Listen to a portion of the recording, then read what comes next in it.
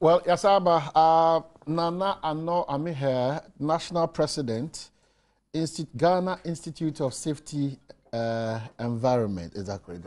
Environmental Professionals. Yeah, so that's Nana Kwaba. That's the Sawaji Brace, so only be doing come. The last time, Nani DSP Alexander Obeng, and the bio was about a Yamuto Huns and Sema, any, yeah, safety. Yeah. And then Nana Ebedin Komo Ebejina, they had a release on the Kentampo water fall disaster. Overshare you can kind in ever had it share Adom. And then of interest, the 6-point suggestion are on the two banning. Amongst them is that government must appoint competent people with appropriate skills in incident investigation to conduct thorough scientific investigations into the incident.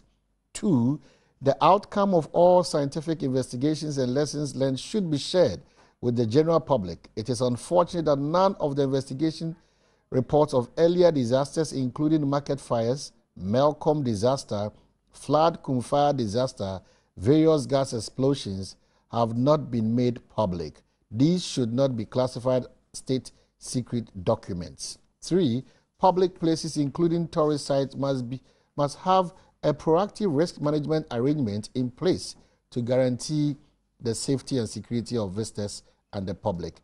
And 4, government must ensure that people who manage public sites are trained. 5, public places such as tourist sites must have arrangements to respond to all potential emergency situations, including competent personnel to administer first aid. And final suggestion, public places must develop, maintain, and implement inclement weather policy that will set out the procedure to follow in an event of changing weather conditions which may affect the safety of personnel or visitors to such places. Nana, an embodiment of some of these disasters, knowledge, or he has a personal experience, and then he always pour out to Ghanaians ways and means, as I say, what is happening? Is it that yen shishe anase asomai yenin koya kwanso ya driver forso emiamia etimi koji ahome any other places of importance and what's happening? Mama fa kwan yesu na mi chia wahwefo ne watiefo nya. Na urban say wo hwe bia ewe man mu a wo hwe construction atorenchem esi ho.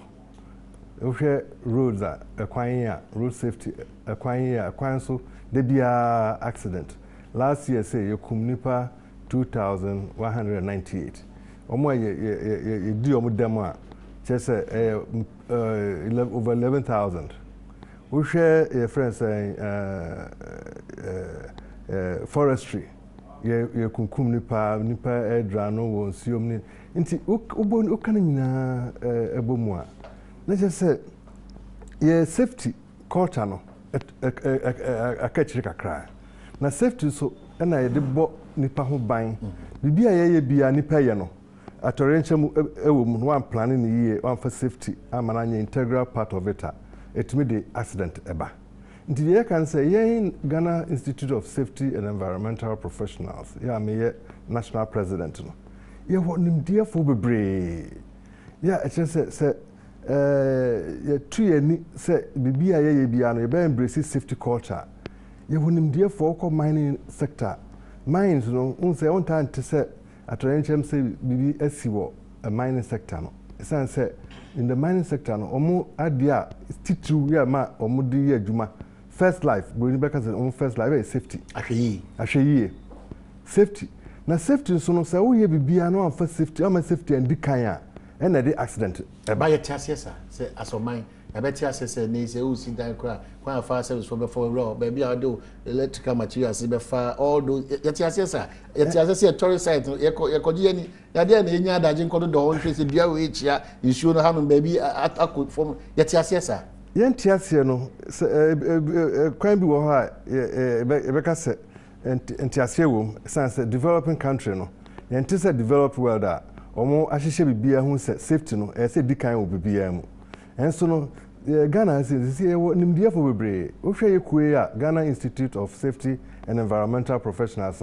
ye wo nimdia for a omo nimde esua dia just say ukọ Australia ye professionals no ebi adwuma ho ukọ Canada omo ye adwuma ho uba Ghana ha say ya Anglo Gold ne Gold Fields ne bebia wo hwa onte say antrenchem esisi no just say ye badwuma pa nti ye yin say ya resolve say ye be approach aban na trust say sanima ya kwaso nyina no ehun hia say ye be nimpepa hwero mo nkwa say bi akọ tourist site say okwakọ jinani na obekọ no na torrential say bi asi na ede na di sanima no eba sasa yamfa kintampo eno na eni be yi a etisi a yeka ho asem second tampo say no on say akwaye mu na akọ ye twi no kure ehum tu a say no yebubu branch crack akra bi ebu ehwan na beto so a say beku nti ye no say safety no sanka safety eye adwuma ho a anka weather forecast no anka ansa na nopa ana say sometimes ye kra no ye lucky say ye Ghana ha no you need adverse weather condition they say be to say the South Americas no a the biano we say hurricane ne whirlwind ne adin nti a part of the safety ni say they say you can your statement ni say inclement weather conditions no sanka ye weather forecast actually say anano pay weather forecast no say ehum bi ebetu na etu a ebetumi ebu edua na budua na nkoda amokoye say abibo mo so mbewu anti ankaye ma saa eda no a omko saa yemu bi anko ye wiemu nsheda nye papa sa biemu weather forecast no akire say yes nsheda nye papa na so weather forecast no akire say ehum bi ebetu no ebetu abudua nti ebetu abudua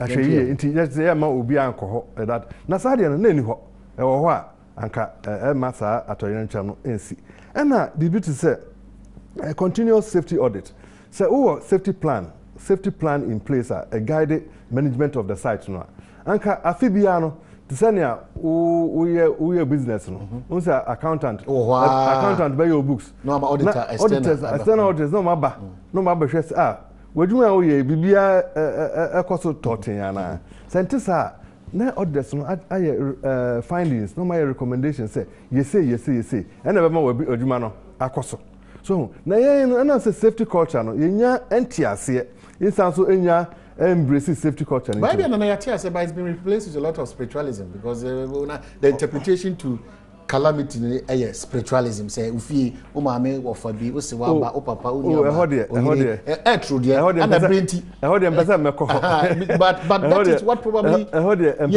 yeah question ama avoidable situations be by natural self no e da question honhom but before amoni aban be dinkita ho aban be temu ase no ususu say o man ba papa bia no dia na mo na esi tu e bra ese se etisi mu ase nyina hwe wi on say da bia ya meka say aboa anoma kura no asebio ye nipa ye wo nyasasere no so obaba wo ne ma no obaba tu no kosu a okohwe dua no bebi a your friend no say the crutch of the tree no eho no oba akoye no the nest no yonum say ho de ehum kura tu anase bi kura no entumi embo na ebodo ho bai aboa anoma kura tu yesel nti si a ye hyen say ye wonim diefo a ye wo hei sa safety systems no a eye adwuma ya ebosa masa needless incidents no ema no ye pese ye sufre aban say ya boy otum pose ye nimdie no ye wo no na ye man ye patriots ntino this time no ye ma aban ko bo ka bia se okwakofa auditors if you America na mo abaye to send the market fires no ombe America for baye audit ni ado sisi e ka kire nana president Nana Akufo-Addo say ye wo ha ya boy otum pose ye beboa na yakoye sa risk assessment no kintampo risk assessment no iba akoye na yesa so ye ye safety management plan e dia to ho ya obi oba manage site no it be integral part of that management system no so that bibia edisa atorencham beba no ebesi ho kwan okay nana bureaucrat akoma president so on my to me na yentumi enaya animanum ya yentumi kɔ kintampo na yenko ye risk assessment no yesanso ye safety management plan na yefa ema aban na sa atonye chem no esansi bi mo. Okay, so Nana I'm here, President, and our team in Kano. It's not just about your tourist sites in Kano, more managing the places. All other places, especially all kind moto home semachewa, you'll be amazed knowledge or any kind of say the go as or mine be call. Probably Eastern Ebano before Eastern Yame de Domia. You better be at the Sevilla to him now waba. Na everything come here it will probably a longer hour than this time. That's it. Say Ujibre ever can't say. So then I'm here and what in Canada Diego Aquem. Yeah, they said to Ghana Nibia as well as the president of the land. Say Moma Quenyam Brand him there for more Ghana intimate court no Mukutuana more and Miam maybe only say sin top any basabas bit Messi and Sian Tema. Yako, while I say crowd, Jeff Sadaroma or the Aye Agokensi Ebro.